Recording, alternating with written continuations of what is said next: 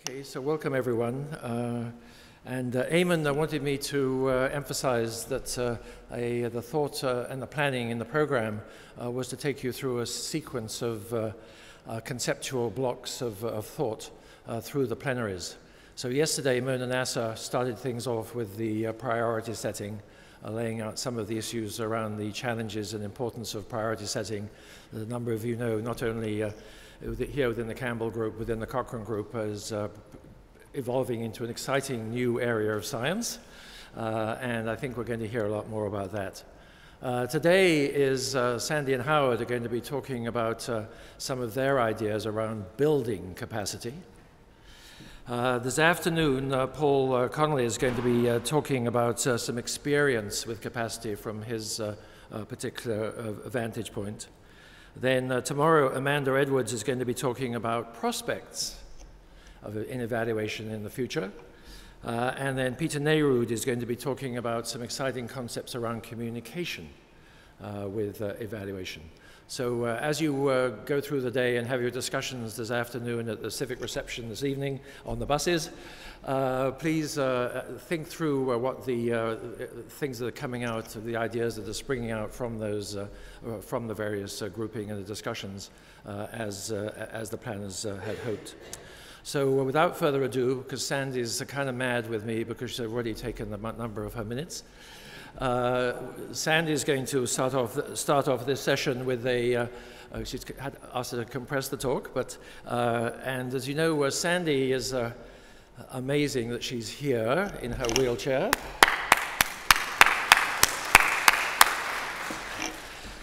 And suggestion is she doesn't get up in the middle of the night and go and find out what the noise is in houses where she's not living, so that she sees the stairs before she falls down them. But she's well on the way to recovery and is doing extraordinarily well. But again, coming here with the support of her various accoutrements is magnificent. Sandy and I go back many years. And she's helped a whole variety of individuals. And she's one of these wonderful people that, for example, I was in Bangladesh a large number of times, and they were trying to set up a systematic review group there. And they were in real trouble, and I was sort of doing in the flying-in fireman who would come in for 2 days on the advisory committee, made a bunch of recommendations, and then piss off again, and then leaving them with all these challenges. So they had to turn to someone, and Sandy stepped into the breach and provided this unbelievable personal as well as technical and scientific support to the group there. And she's just one of those individuals that can take enormously difficult challenges and turn them into wonderful systematic reviews. I think I'll stop there and then ask her to start talking. Well, thank you very much, Peter. Apologies for sitting down. If you can't see me, it may not have been different anyway. I'm so short, I quite often miss people over the podium. So I'm going to be talking about a global capacity for systematic reviews, and really focusing on low and middle income countries.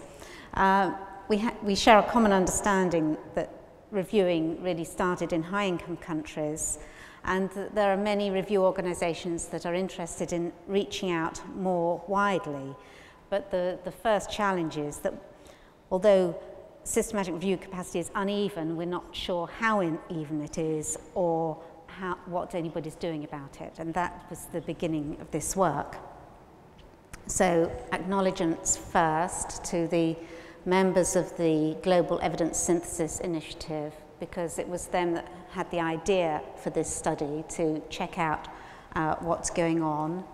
And then to my co-authors in the Epicenter, and 23 different contributors who gave us very valuable information and reflections, and especially Claire Allen from the Cochrane collaboration, who made sense of some amazingly messy management data that they have.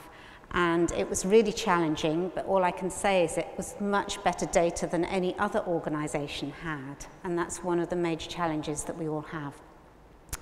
And funding for this came from the Global Health Research Initiative in Canada. So the scope for this work was global capacity for systematic reviewing with a focus on low and middle income countries. when systematic reviews for any policy sector at any step in the policy making. So taking John Lavis's framework, summarising it hugely, that's thinking about systematic reviews that might help define problems, their nature, magnitude, or how to think about them. Systematic reviews that compare policy options, whether they do that by looking at what people think about them or what their effects are or their costs and benefits. And also systematic reviews about implementation issues. So the aim was to provide a rapid appraisal of current systematic reviewing capacity and efforts to strengthen that capacity, to learn more about the challenges of producing systematic reviews in low and middle income countries, the promising approaches for strengthening their capacity, and as I said, across all policy sectors and for different types of review questions. So this is how we went about it. We found data wherever we could, as quickly as we could, looking at websites and going to key people in the different reviewing organisations. I found people through Twitter that I'd never met before.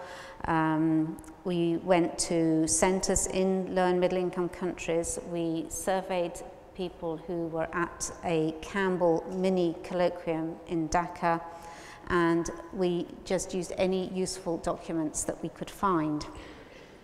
Now, there is a reputable history for this mishmash of methods, a rapid appraisal where it's important to get information together quickly for decision making, taking a systems approach. And the system that we were able to use to make sense of what we found was work done by Cook, who prepared a framework for evaluating research capacity generally, and that looked at capacity at 4 different levels: the level of individuals, teams, organisations, and networks. And Cook had also identified 6 principles for strengthening capacity. So developing skills and confidence, supporting linkages and partnerships, ensuring that research is close to practice, which we interpreted as meaning close to decision makers using that research or in a position to use that research. Developing appropriate dissemination, investing in infrastructure, and building elements of sustainability and continuity. So we bore that in mind when we were looking for information and trying to make sense of it. And I will cover most of those in this talk, but not everything. So the findings. First of all, you won't be surprised to hear that the largest organisation supporting systematic reviewing is the Cochrane collaboration. It's been going the longest. It's reaching more than 120 countries. It has 14 centres supporting systematic reviewing, and nearly all those centres or networks have low and middle income countries within their scope. Doesn't necessarily mean they are based there, but they have some responsibility for them. There are 10 low and middle income countries with over 100 Cochrane authors,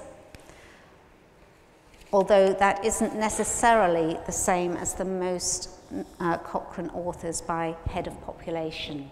And I think this has evolved partly dependent on where enthusiasm is.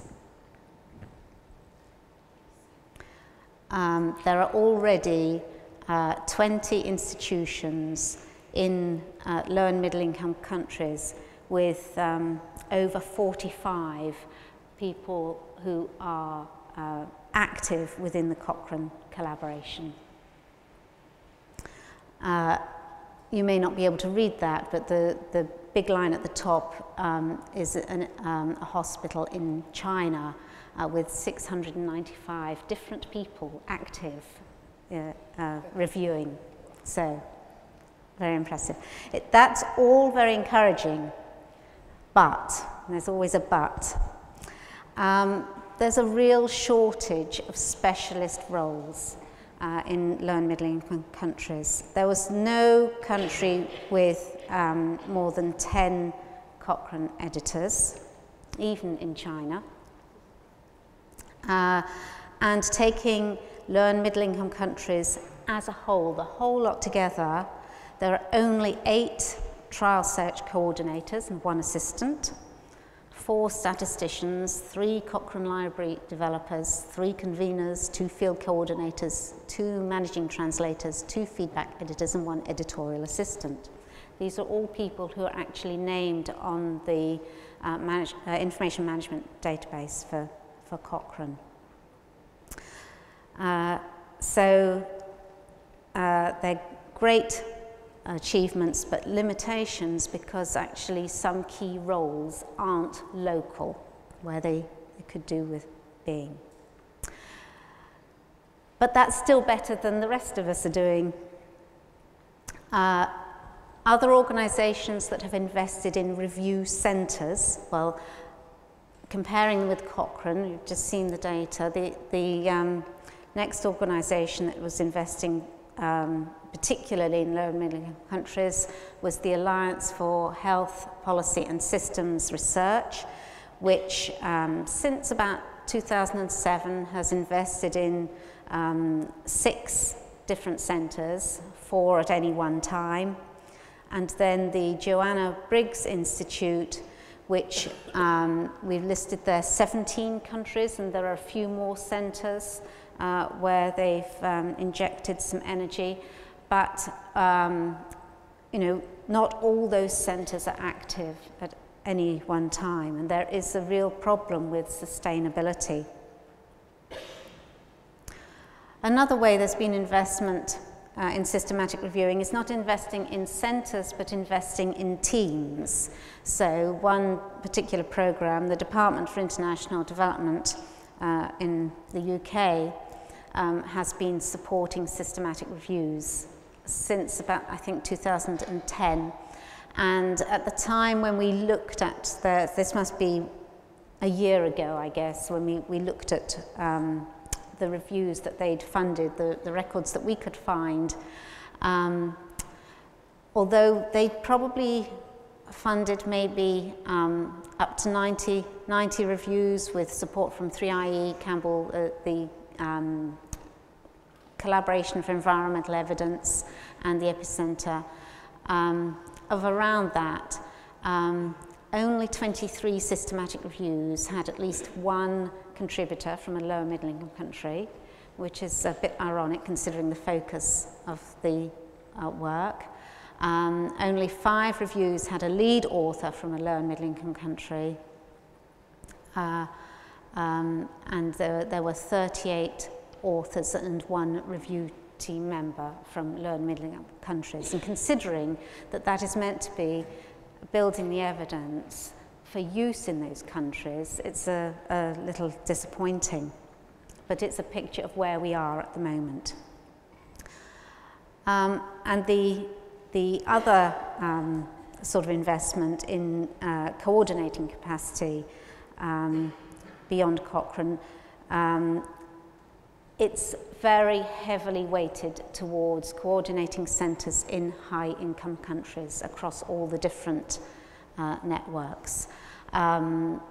The particular exception is the Collaboration for Environmental Evidence, which began in Wales, a high-income country, and now has a centre in South Africa, and it may be elsewhere. And this information is not entirely up to date. The work was finished a year ago.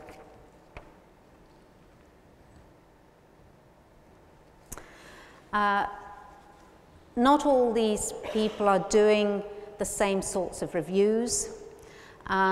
This slide is just trying to give an impression of where effort is focused. So we have the impression that very few people are doing reviews about defining problems. Most effort is going into reviews that are comparing options, particularly looking at the effects of different options, and particularly in the health sector, less so in other sectors. That's a capacity issue. I don't think it'll surprise you. And then less effort looking at what people think about the different options and what the costs and benefits are of the different options, and what the implementation or scaling up issues are of the different options. So we asked people about what efforts were being made to strengthen capacity. And the impression we got was that in terms of strengthening the capacity of individuals, there's a lot of effort going into building basic skills in systematic reviewing, but much less in building advanced skills. And that seems to be a big gap, considering the disappointing lack of statisticians and systematic searchers, information scientists that we found. And much less effort in training editors and peer reviewers. So this suggests that what we found we could really do with more training across the full scope of reviews. Most of the training was provided by the Cochrane collaboration, and the rest of us are much smaller in comparison. Could do with guidance and training materials, particularly for advanced training. Trainings needed both face-to-face and at a distance. We could do with ongoing mentoring programs so that people don't just get an introduction but it follows through. Scholarships and stipends, there are some. What we could really do with is people not only getting the training but also having follow-up support, perhaps having apprenticeships with more experienced teams, or having the training linked to doing reviews to consolidate their skills. And we looked at what's happening for strengthening capacity at the level of the teams. And I'd say nobody's really talking about that at all. There's a little bit of supporting individual teams, but not necessarily people being able to move on from one review to another. And there's not much looking at the different roles within a team, looking at the balance on the projects, or thinking about the training for project management. Managing reviews is really challenging, and I didn't come across any training about that. So we need efforts to improve that, to do more outreach, extended visits, making better use of communication technology considering the distances. Also a major challenge is language. You need to get over some of those difficulties for an international organisation, and real efforts at boosting the systematic searching and statistical support. And then also balancing within teams, having a balance of the databases and journals that different members of a team can access, because different institutions sign up to different databases and different journals. So that's something to keep in mind when putting teams together. Organisational capacity. We know very little. How are these nurturing environments? The individuals and teams are only going to thrive if they are hosted by enabling institutions, and we have very little detailed data about that. There is a tiny bit of effort invested in trying to boost organisational support, engaging with senior managers in institutions, selling the concept of systematic review so that there's high-level input, engaging other people around universities. training the trainer programs. I don't think I came across a training the trainer program. And integrating systematic reviews into academic courses. Systematic reviewing is very much the poor relation to primary research. Then there's the wider capacity, systems capacity. I'll skip this one and go straight into where we need to invest effort on bringing together the policy priorities with the review capacity to develop demand and supply alongside each other. We need to strengthen the networks to share the learning and to get people working across different sectors and different disciplines, because quite often important policy questions don't fit neatly into our usual categories. We need to strengthen the full range of methods to provide reviews at the different stages of the policy making. We need stronger knowledge management systems. There are huge challenges in accessing and searching databases. And then we need to inspire careers, model leadership career tracks in low and middle income countries, so that people, one of the problems we came across was people being really inspired by systematic reviewing and getting trained and then finding a job in a high income country instead. So actually draining capacity, not strengthening it.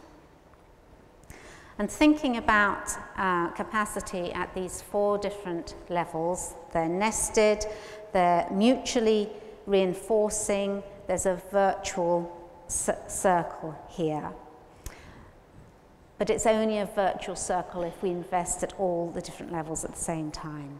So how does this happen? Well, Trish Greenhalgh did a fascinating systematic review about how ideas spread through public organisations. And there are lessons to be learnt there about how to spread the concept of systematic reviewing through organisations to boost capacity. And this, the message that I got from Trish's work is that we have to help change happen. That's not just letting it happen, waiting for it to happen, or even making it happen, but helping it happen through negotiation, social influence and support, providing technical support, technical mechanisms wherever possible. Developing shared language, meanings, values and resources, doing that all together, and making use of people who are just really, really good at crossing boundaries and working in new areas and taking ideas and listening to people and working things out together. And then we also need to focus on the monitoring and evaluation, and that at the moment we're really, really weak on. So, in conclusion, systematic reviewing capacity in low and middle income countries at the moment is reliant largely on enthusiasts and distant experts. They're very short on specialist reviewing skills, and there are few places with a good critical mass. On average, they're not well supported by universities, and the capacity is very poorly monitored. It was really hard work getting any information about capacity at all. So systematic reviewing capacity needs the review methods to support the priority questions of low and middle income countries. It needs training integrated with review progression. It needs stronger networks across all the policy sectors. It needs better information and knowledge management systems. So we recommend, as I said before, helping change happen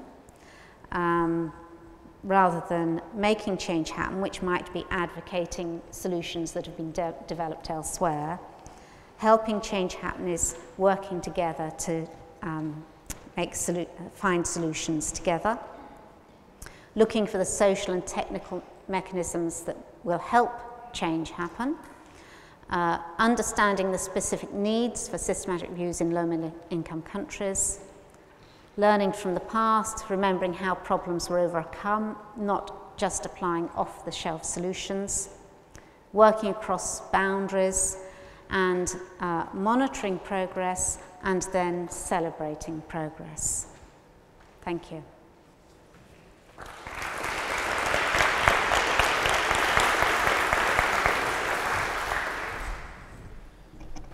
Fabulous, fabulous, fabulous. So as you see, there's a lot of stuff happening around the world in low and middle income countries. But one of the take-home messages that we got from this piece of work was that they're not working together. There's a whole bunch of separate groups doing their own thing. So the question is, how can we put together this together? And Jeremy Grimshaw, who a number of you know, has been driving an initiative with help from people like David Myers and others in the audience to develop an initiative called the Global Evaluation Synthesis Initiative, was to try and pull people together. How can we work together and make things happen in a way? Because I'm personally a big believer in critical mass. It's terribly difficult for an individual who's been trained to go home to be the only person in an institution. They absolutely need to come together with critical mass, and I'm a great believer in groups of 6, as a number of you probably know. So questions, comments, thoughts? Please, would you like to the microphone, and please give your name before you speak your question. My English is disappearing. Thank you. Thank you, Oliver. I'm Zheng Gangbei from China. Yeah. In your speech, you mentioned several times about China. So I totally agree with your conclusion and your speech. Yes, in the past more than 1 decade, and the evidence-based medicine in China developed very rapidly. And my university, Lanzhou University, has its 16.6 in your PowerPoint. Yes, it's great. And also now I'm working in university, and I talk some staff in a social work or education departments about the Campbell, yes, a systematic review. They are interested, but they don't know how to do that. Yeah, how to do that. So that's why I come here. I just want to do something together to introduce the Campbell or systematic review into China. Yes, that's just my idea. Thanks so much, Oliver. Thank you. Yes. Thank you. Thank you. I mean, I think that you probably encounter similar challenges that we encountered in the UK from introducing this way of thinking into education too. Great. There's Mona in the far back there in the corner, Sarah. Ms. Priority Setting. Thank you very much, Sandy. It was a brilliant presentation, and thank you for the very helpful report. I just wanted to kind of raise an issue, and I can understand, because when you look at published literature, there are certain aspects they always report, and there are certain aspects people don't report. And as somebody who comes from a low-income country originally, an Iranian, and I think there's this human aspect that sometimes is kind of missed. And I think one of the reasons Cochrane was successful is the kind of mutual respect that they gave to the people there.